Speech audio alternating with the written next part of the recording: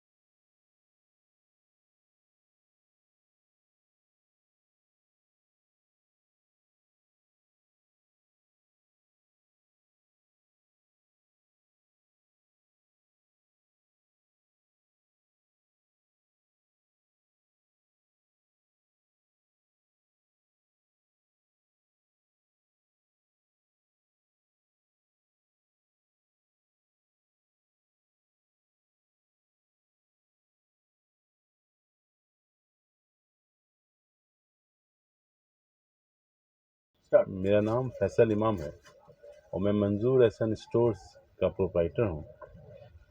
साथ ही साथ मैं जामा मस्जिद पटना जंक्शन का अध्यक्ष भी हूँ। और क्योंकि दुकान होने के वजह से और मस्जिद की अध्यक्षता की वजह से यहाँ की जो मार्केट की स्थिति है उससे मैं आपको दो चार बातों से अवगत कराना चाहता हूँ। इस मार्केट की हिस्ट्री ये है, ये तकरीबन 90 साल से ऊपर की ये मार्केट है और तकरीबन इतनी ही मेरी जो दुकान है वो इतनी साल पुरानी है।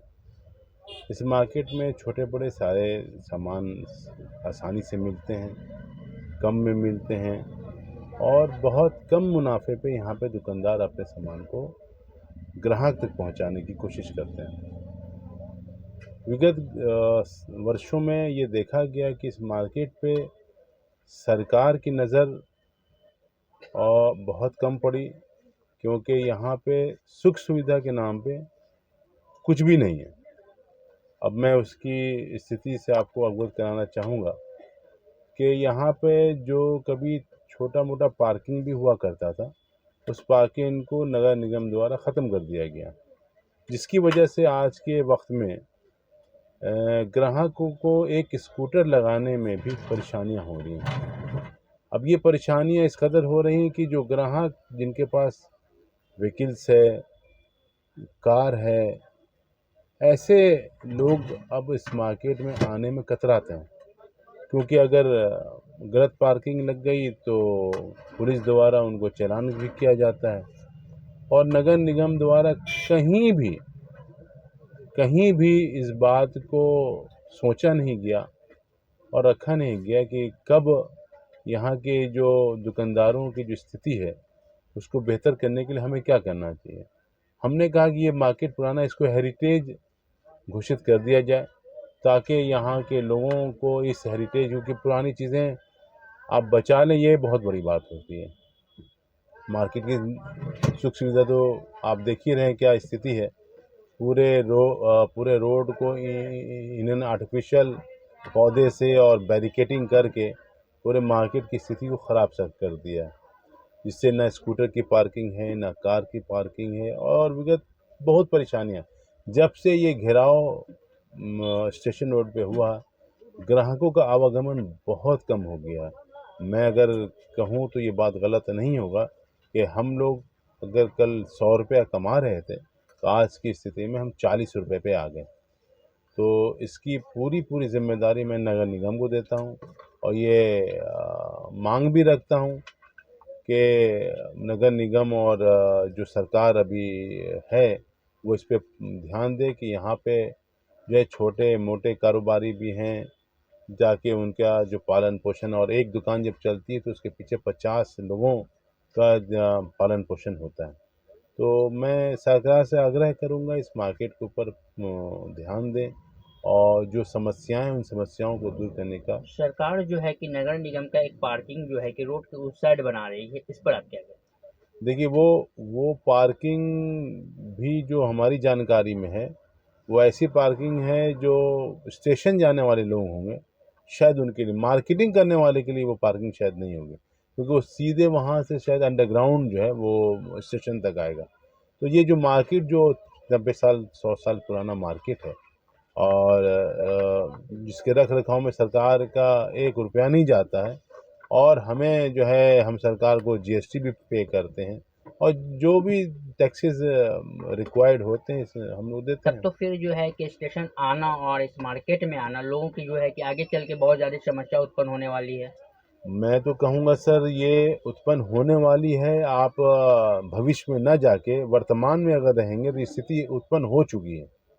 स्थिति ये उत्पन्न हो चुकी है यहाँ के मार्केट में। जब आप इसको घूमेंगे समझेंगे तो ये साफ आपको दिखेगा कि मार्केट में आवागमन कम हो गया है। लोग व्हीकल ला नहीं पाते। व्हीकल अगर लगाते हैं तो उनके ऊपर चालान भी किया जाता है। पुलिस की सख्ती बहुत रहती है। तो इससे स्थिति में दुकानदार क्या करेंगे। दुकान एक वक्त ऐसा भी आ सकता है कि जितने हज़ारों दुकानदार वो रोड पे आएंगे, उस बैरिकेडिंग का विरोध करेंगे। आपकी सरकार से क्या मांग? हमारी मांग इतनी है कि इस मार्केट को हेरिटेज घोषित कर दिया जाए। इस मार्केट के रख रखाव के लिए जो भी चीज़ ज़रूरी है, आखिर 500 करोड़ 600 करोड़ के लिए कुछ चीज़ें आप डेवलप करते हैं। इस मार्केट को अगर आप डेवलप कर देंगे, यहाँ की पार्किंग, यहाँ की सुख सुविधाएं, उसके लिए आप जो चार्जेस तय करेंगे वो चार्जेस दी इस जाएगी। मार्केट को आप डेवलप करवाना चाहते हैं कि इस मार्केट को पटना के न्यू मार्केट को आप डेवलप करवाना चाहते हैं कि मैं डेवलप कर हो जाए? मैं यही चाहता हूँ ये मार्केट खूबसूरत बने, क्योंकि ये स्टेशन से बिल्कुल सटे मार्केट है इसमें, और ये जगह खूबसूरत बनेगी तो हम भी जो है फलेंगे फूलेंगे। और यहाँ पर जो लोग आते हैं जाते हैं, क्योंकि मेरे पीछे कम से कम 60 से 70 लोगों का जीवन इस दुकान से चलता है, तो